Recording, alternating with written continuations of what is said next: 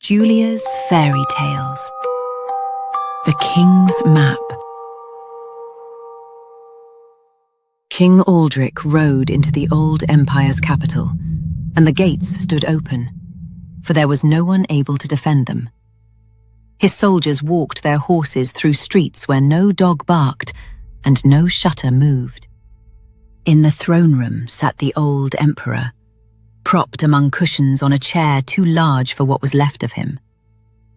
Before him on a great table lay a map of the realm. The vellum, once white, now full of roads and walls and watchtowers drawn in black ink, until there was hardly any white left at all.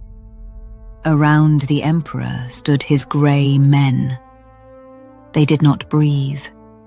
Their eyes were dark.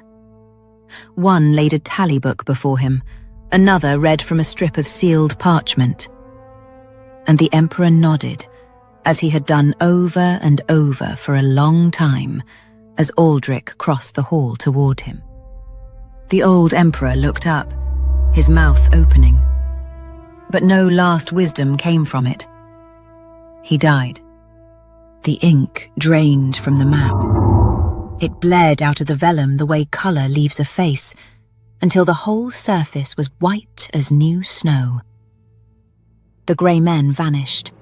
They faded like mist, all at once, and the tally books they had held dropped clattering onto the stone floor. No one was left standing but Aldric and his own soldiers. They carried the dead emperor out and swept the fallen parchment from the stone. Only the white map remained, and a black quill lying across it. The freed people came to Aldrich weeping, and told him of the grey men with dark eyes, who never slept, never erred, and never once looked up to see whether anyone had bread. And Aldrich understood what the quill did. Whatever a king drew upon that vellum stood up real in the world, and could not be undrawn while he lived. The old emperor had been weak, or cruel, or a fool. Aldrich would be none of those. He vowed to rule lightly, and to draw only what was needed, and no more. Then the people came back, and each came with a request. First, the folk of a village on the forest road, where bandits had grown bold. "All we ask is safety on the road," they said. "It is a small and reasonable request." So the king took up the black quill and drew a watchtower, and beside it, a warden to keep it. When he set the quill down, a tower of grey stone stood where none had stood, and in its door, a man with dark eyes who did not breathe, did not sleep, and never left his post. The road grew safe. The village blessed the king, and the map held its first 2 shapes of black ink. Then came 2 villages quarrelling over a harvest, each swearing the other had reeked past the markers. "We cannot trust one another's canting," they said. "Set a true reckoning between us." It is a small and reasonable request. So the king drew an office of harvest, 3 grey men at a table, to record every field's yield. They sat in a low stone house between the villages, dark-eyed, and counted every sheaf. They never erred. They never favoured. They never looked up. The quarrel ended, and the map darkened a little more. Last came a far province where the soil was rich, that feared the lean years after the fat. Among them stood a farmer, with his young daughter at his side, a girl called Hanne, her hand in his. "Guard the surplus against the hungry years," they said. It is a small and reasonable request. So the king took up the quill a 3rd time, and drew a council of plenty. 7 grey men in a great stone granary, to hold the fat years against the lean. The people slept easier, and blessed the king's name, and the map darkened more. And the people came and came, each with a small and reasonable request, and the king could not afterward have said which one made it too much. For each thing he drew asked in time for another. The warden needed men to walk between the towers. The office needed more hands. The council needed messengers. The king lifted the quill again and again, and no longer counted the strokes. A born man must be paid. A born man falls ill, or steals a handful of grain when hunger presses. A drawn man does none of these things. So the king stopped seeking born men where the drawn ones would serve, and the map darkened, year on year, as a blush spreads across a face. In the low stone house, one of the grey men sat at his table late into an evening when no one came. His hand moved across the tally book, setting down figures for a harvest already counted. He did not warm his hands at the fire, for there was no fire. He did not rise to eat. The king passed the window once, returning from a ride, and looked in. The clerk's dark eyes caught the king's face and gave back nothing. And the hand went on with its work. Then the blight came, in a year of cold rain that would not stop. The grain stood in the fields and would not ripen, and the heads bowed under the water and went soft. In the far province, the harvest rotted where it stood. But in the low stone house, the grey men turned the pages of their tally books and set down figures for every field, and the figures came out full, for the figures had always come out full. A starving messenger stood waiting at the end of the table, thin as a stripped branch. The grey man did not look up. In the great granary, the 7 grey men walked the aisles between the bins. But the bins held tally books. They held counted pages and sealed parchment, and towers of paper stacked where the grain should have been. And the 7 men called the stores brimming, for the tallies said so. The map on the king's table was black now. Every road, every warden, every clerk drawn so thick that no white showed through. And every word that climbed the long stair to the king said the same thing: abundance. Before the tale turns, tell me, what do you think the king's map means? Leave your reading in the comments below.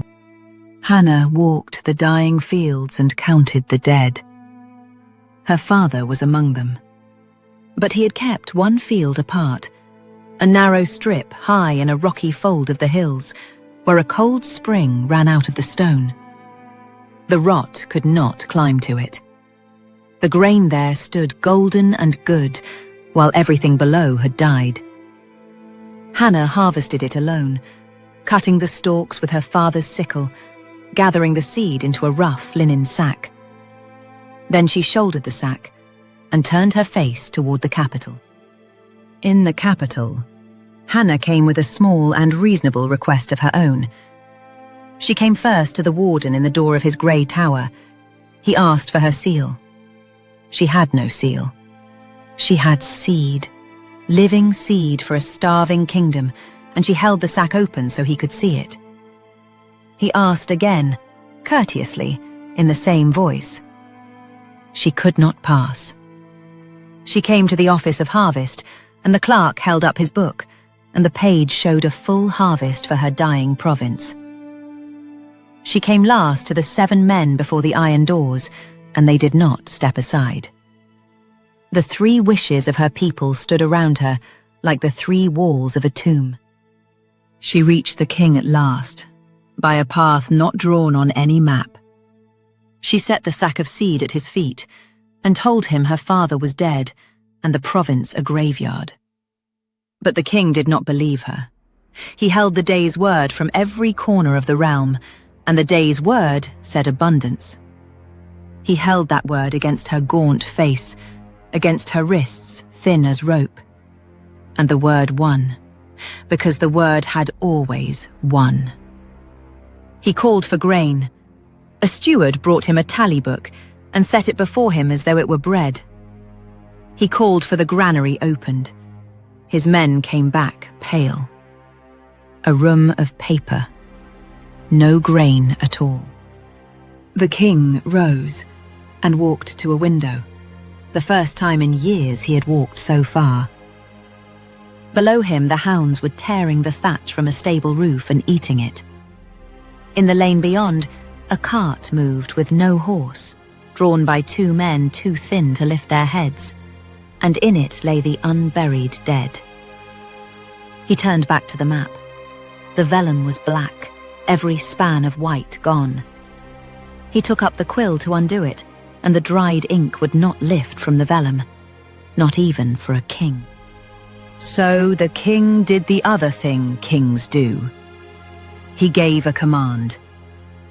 "Carry this seed to the fields and plant it," he said, "for my people are dying." But carrying seed was no warden's task. It was no clerk's task, and the command itself could not pass, for long ago the king had drawn a clerk of decrees who set every command in order before it could be carried out. The clerk asked for the seal of the Office of Harvest, confirming that seed was needed. The office could not give it. Its tally book said the harvest was full. So the king came down from his throne and stood in the line beside the farmer's daughter to carry the thing forward himself. The sealed parchment passed from clerk to clerk. At each table a grey man turned it over, pressed his seal into fresh wax, and named the next clerk who must see it. The strip grew thick with seals, heavy as a stone, and still it only said where the next seal must be got. Dust settled on the king's shoulders, and on Hanne's hair, and on the sack of living seed between them. At last they gave up. They picked up the sack and carried it out themselves. The starving came out from the cottages to meet them. The king set the sack down and said, "This is living seed, and it is yours, and you must plant it." No one moved. They looked at the wax seals tied to its mouth, and they looked at one another. One man broke and lunged for the sack. His starving neighbours fell on him and dragged him down, weeping, and held him in the dirt. "No unsealed grain shall pass," they said, for so the law had been drawn.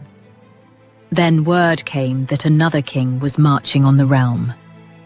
And Aldric sat in his hall with his councillors, debating which drawn man might be tasked to carry grain.